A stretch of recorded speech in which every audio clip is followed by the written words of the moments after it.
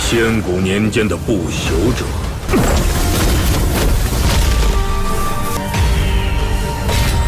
好可怕的力量！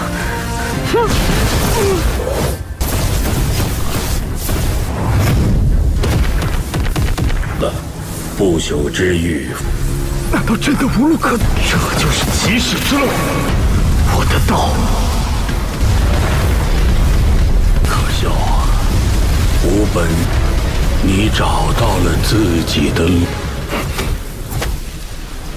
天地间有生就有死。 Halo kalian semua, selamat datang di channel Donghua Master. Bagaimana kabar kalian semua? Mimin harap kalian semua baik-baik saja. Dan pada video kali ini kita akan melanjutkan alur cerita dari serial Donghua Perfect World episode ke-234. Dan sebelum kita masuk ke cerita terbaru, mari kita sedikit mengingat cerita sebelumnya, yang dimana pada cerita sebelumnya rombongan dari Akademi Tianzhen telah kembali ke akademi mereka. Yang tak lama setelahnya juga adanya Akademi Abadi dan juga Akademi Suci yang datang ke Akademi Tianzhen untuk merekrut murid-murid baru. Yang singkatnya para jenius termasuk dengan teman-temannya Shihou, mereka mulai memilih antara Akademi Suci dan juga Akademi Abadi. Tetapi untuk Shihou, ia berurusan masalah dengan Akademi Abadi karena Shihou yang telah mengambil armor milik dari Little Sky King dan juga menyerang murid Akademi Tianzhen mereka. Yang masalah tersebut sampai membuat Shihou berhadapan dengan Little Sky King. Ya, Little Sky King intinya memberikan tantangan kepada Shihou untuk disuruh melawan orang pilihannya yang jika Shihou menang maka Shihou diperbolehkan untuk menyimpan armor miliknya. Dan singkatnya pertarungan itu dimenangkan oleh Shihou dan itu merupakan inti cerita pada cerita sebelumnya. Kalau gitu pun sekarang langsung saja kita masuk ke bagian cerita terbaru. Cerita ini berlanjut setelah Shihou memenangkan pertarungannya, yang di sana banyak orang dibuat kaget dengan kemampuannya Shihou, termasuk dengan para penetua Akademi Abadi yang mereka kagum dengan kemampuannya Shihou. Dan untuk Little Sky King, ia mengakui juga kekuatan Shihou dan ia memperbolehkan kepada Shihou untuk menyimpan baju zirahnya, tetapi untuk sementara waktu sampai Shihou menerobos kekosongan. Maka di saat itu Little Sky King akan melakukan pertarungan secara langsung melawan Shihou untuk menentukan apakah Shihou memang layak untuk menyimpan armor miliknya, dan jika Shihou kalah maka armor itu akan dikembalikan lagi kepada Little Sky King. Dan setelahnya penetua Akademi Abadi dan juga penetua Akademi Suci mereka datang ke tempat Shihou untuk memberikan tawaran kepada Shihou bergabung bersama dengan akademi mereka. 真乃万古罕见的天地顶级的宝穴和资源，只要再寻到一枚新的古种，你放心。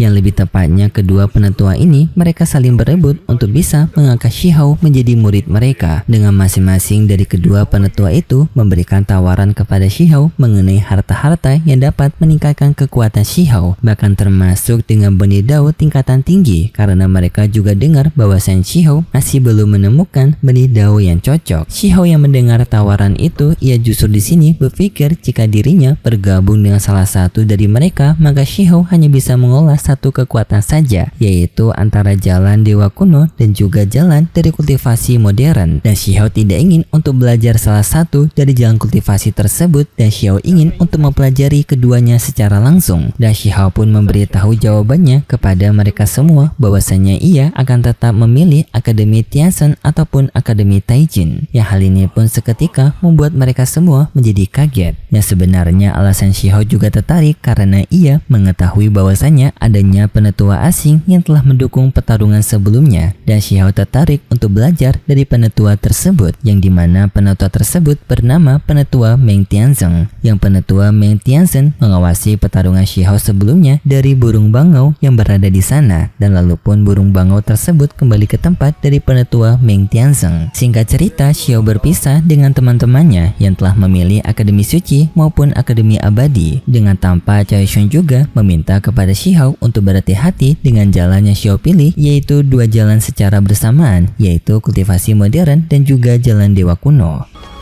兄弟，日时间自私。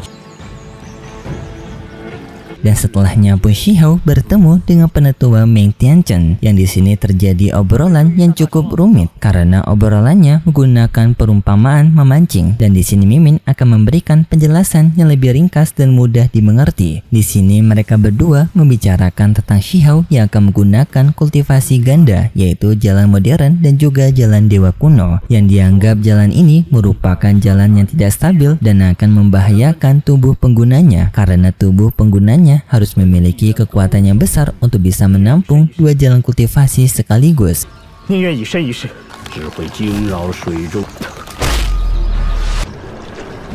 Jika tidak, maka Shihao akan kehilangan seluruh yang ia miliki, kekuatan tubuh dan juga teman-temannya karena menghadapi ancamannya serius dari pihak musuh dunia luar. Tetapi Shihao juga dihadapi oleh sebuah dilema yang dimana ia tidak merasa satu jalan kultivasi sudah cukup untuk menghadapi ancaman dunia luar. Shihao menganggap jalan kultivasi ganda ini merupakan harapannya serius. Jika ia tidak mempelajari kultivasi ganda ini, maka tidak ada yang menjamin mereka bisa memenangkan pertempuran melawan dunia luar. Tetapi jika Shihao bisa mempelajari kultivasi ganda ini, maka akan memberikan kejutan dan juga harapan baru. Jadi peluangnya 50-50. Jika Shihao gagal, maka Shihao mongkat, tetapi jika Shihao berhasil, maka kemungkinan kemenangan mereka juga akan besar. Dan penetua Meng Tianchen tertarik dengan apa yang dipikirkan oleh Shihao, dan penetua Meng Tianchen memberikan sebuah metode yang mungkin cocok dengan kultivasi ganda, yaitu menggunakan tubuh sebagai benih dao yang akan menempa kekuatan tubuhnya Shihao yang sampai nantinya bisa menampung dua kultivasi ganda, yaitu kultivasi modern dan juga dewa kuno. Shihao pun sangat tertarik dengan usulan penetua Meng Tianchen menggunakan tubuh sebagai benih dao. Penetua Meng Tianchen akan mendukung Shihao dengan ia memberikan dua teknik baru kepada Shihao sebagai bekalnya Shihao untuk melakukan perjalanan menuju ke tempat dari Gunung Immortal.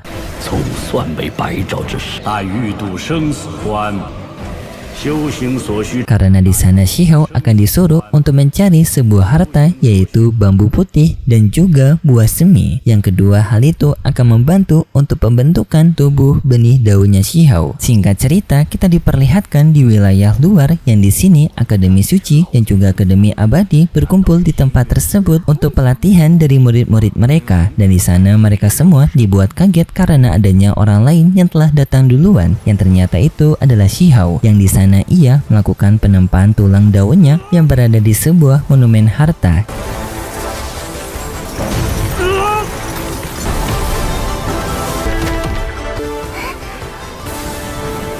Yang singkatnya Shihao berhasil untuk melakukan penempaan tersebut, yang di sana pun Shihao bertemu dengan dua penetua Akademi Suci dan juga Akademi Abadi, yang di sana mereka berdua juga bertujuan untuk mencari harta bambu putih yang sama seperti dicari oleh Shihao. Dan setelahnya pun Shihao pergi melanjutkan perjalanannya untuk mencari harta bambu putih tersebut. Singkat cerita, Shihao melanjutkan perjalanan, yang di tengah perjalanan itu Shihao berhadapan melawan para spirit heroik, yang dimana mereka merupakan jejak dari roh kuno, yang para spirit heroik tersebut mencoba untuk menyerang Shihao, yang untungnya Shihao bisa menghadapi mereka semua.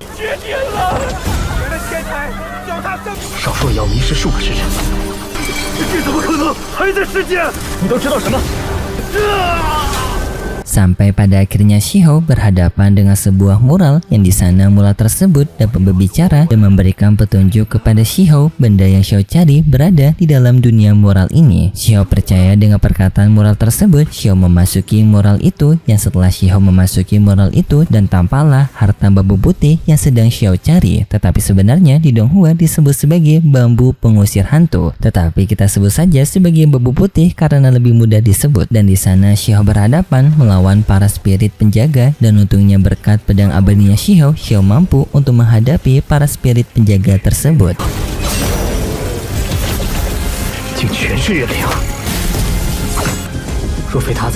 Dan pada saat ini Shihao sebenarnya merasa heran dengan pedang abadi ini, karena pedang abadi ini dapat menyerang para makhluk spirit, yang membuat Shihao semakin penasaran dengan pedang abadi miliknya, dari mana pedang ini berasal. Singkat cerita, Shihao pun telah sampai di lokasi dari harta bambu putih, yang di sana tiba-tiba saja penjaga dari harta bambu putih keluar.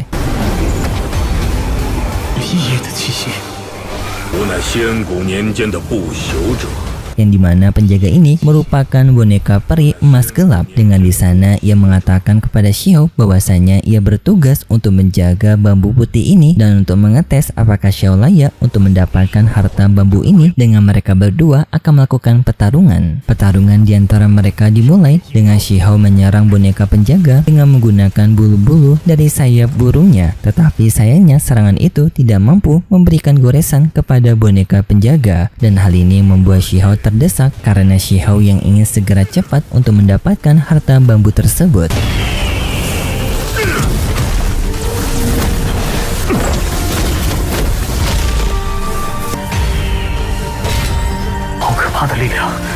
Singkat cerita, pertarungan itu berlangsung sangat-sangat lama yang Xiao juga sampai kewalahan karena seluruh kekuatan yang ia miliki tidak mampu untuk mengalahkan boneka penjaga tersebut. Yang bahkan dalam pertarungan tersebut, boneka penjaga itu bisa menyerang Xiao sampai membuat Xiao mengalami luka berat dan ia terjatuh.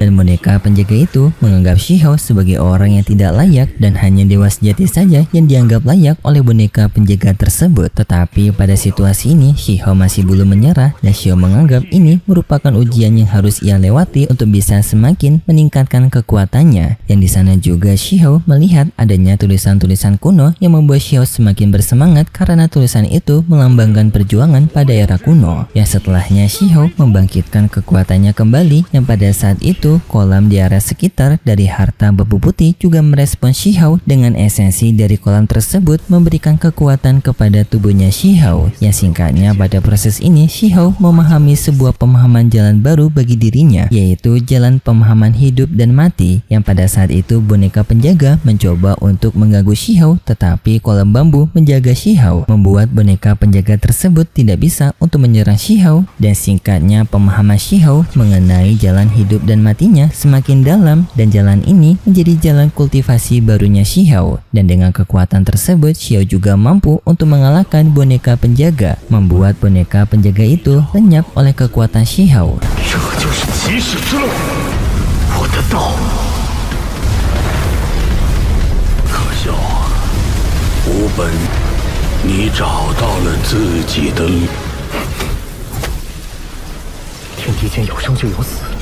Dengan tampak boneka tersebut meninggalkan sebuah harta bulat, yang di dalam harta bulat tersebut Xiao merasakan adanya diagram yin dan yang. Yang diagram yin dan yang tersebut juga mengandung kekuatan hidup dan mati. Hal ini semakin membuat Xiao merasa puas karena ia sekarang telah menempuh jalan kultivasi buatannya sendiri, yaitu jalan hidup dan mati. Dan hal itu juga memanggil kesengsaraan guntur. Tetapi sayangnya setelah itu cerita bersambung dan berikut cerita selanjutnya. Pada cerita selanjutnya kita diperlihatkan dengan Xiao yang akan mengelola sebuah harta bambu putih, yang harta tersebut akan memberikan pemahaman Dao baru kepada Xiao, yang tubuhnya Xiao akan teresonansi dengan kekuatan yin dan yang kekuatan ini mewakilkan kekuatan hidup dan juga mati, yang sekaligus juga Xiao akan menghadapi kesengsaraan guntur, yang hal ini akan semakin memperkuat peningkatan kekuatan Xiao. Dan selanjutnya juga tampak Xiao yang akan melakukan pertarungan melawan spirit heroin, yang pertarungan itu akan menjadi pertarungannya sulit dan juga pertarungannya panjang. Dan selanjutnya diperlihatkan dengan Xiao yang akan menemukan sebuah pohon besar, yang dimana pohon besar ini merupakan pohon emas yang mengandung sebuah buah disebut sebagai buah emas air kuning, yang dimana buah emas ini akan memberikan peningkatan kekuatan kepada roh primordialnya Xiao. Dan itu cerita yang akan kita lihat nanti untuk episode selanjutnya di minggu depan besok. Dan seperti biasa Mimin mengingatkan kalau cerita ini merupakan dongeng fiksi yang hanya bertujuan sebagai penghibur saja yang berasal dari karangan novel. Dan kalau gitu pun terima kasih buat kalian semua yang sudah menonton video ini sampai akhir. Jika kalian suka dengan video kali ini bisa beri like serta subscribe, dan sampai jumpa di video selanjutnya. See ya.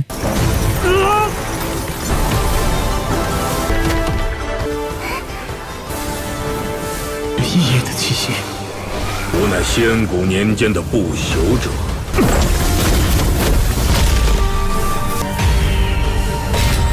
好可怕的力量！